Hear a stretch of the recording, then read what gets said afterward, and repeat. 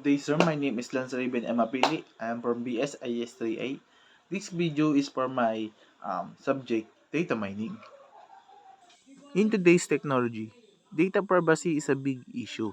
What is your opinion about businesses that are using people's data to improve their products and services? In today's technology, data privacy is a big issue because almost everything we do online involves sharing personal information. Businesses collect data to improve their product and services, such as recommending items, fixing system problems, or improving user experience. Personally, I think it is acceptable for businesses to use people's data as long as they do it responsibly. Excuse me. Companies should be clear about what data they collect and why they need it. Users should also have the choice to agree or disagree. Uh, if data is protected and not abused, it can benefit both the business and the user. However, if the company misuse data, it can cause privacy problem and loss of trust. Are you aware of how much data people are creating every day? As an IS, is it okay for you if someone use your data for improving a software or a product? Many people are not aware of how much data they create every day. Simple action like excuse me, using social media, searching on Google, watching videos, or using mobile app already generate data.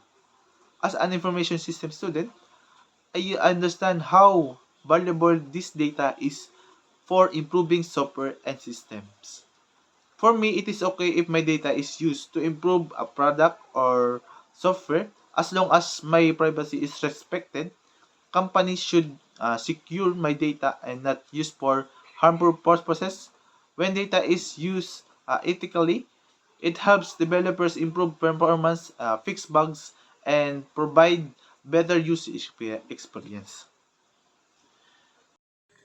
In your own words and understanding, how relevant is data mining today and using data as a tool for software and services improvements? When data mining is very relevant today because organizations collect massive amount of data daily.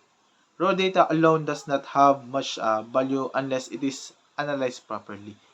Data mining helps turn large datasets into useful information by identifying patterns and trends. This is important for businesses to understand customer behavior and improve their services in software development. Data mining helps developers identify issues, improve system, and predict users' needs. Without data mining, companies would struggle to make sense of their data. This is why data mining plays a big role in improving software, services, and decision making into this digital world. What is your opinion about people posting sensitive data on social media? If you can give me an advice on using and posting data on social media, what would be it? For my fourth answer, in my opinion, posting sensitive data excuse me, on social media is very risky because many people share personal information without thinking about uh, about the possible consequence, like details like a phone numbers, address, location, or financial information. It can be used for scam or identity thief. Once something is posted online, it is very difficult to completely remove it, even if privacy settings are used. There is still a risk. My advice is to always think before posting and avoid sharing personal or sensitive information publicly. People should use privacy settings wisely and be responsible with what they share to protect themselves online. In today's time and technology, data is now considered as the new oil of the 21st century. Why do you think businesses consider data as the new oil? What do you think it fuels? The next one is data is called the new oil of the 21st century the new oil of the 21st century because it is extremely valuable in today's technical driven world. Just like oil powered industries in the past, data now powers modern technology and the uh, businesses use data to understand customers' needs, improve products, and predict trends. Data fuels technologies such as artificial intelligence or AI, machine learnings, and digital marketing. However, just like a oil, data must process to be useful, and when used properly and ethically, data helps companies grow, innovate, and remain competitive in the digital economy. Do you think software are now capable of predicting future events? Market prices, weather, politics, etc. etc. How do you think so? Software today's is capable of predicting future events to some event extent by analyzing past and present data.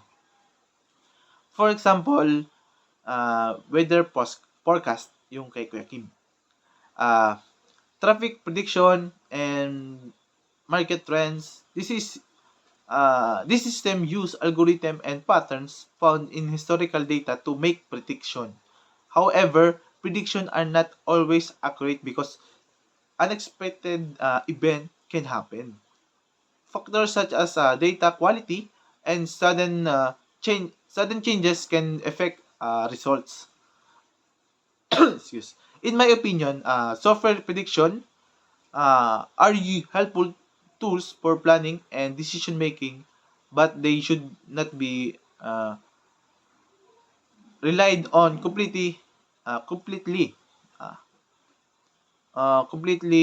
uh, human judgment. Human judgment is still important when interpreting prediction and making financial. Human judgment is still important when interpreting prediction and making final decision. That's all. Thank you.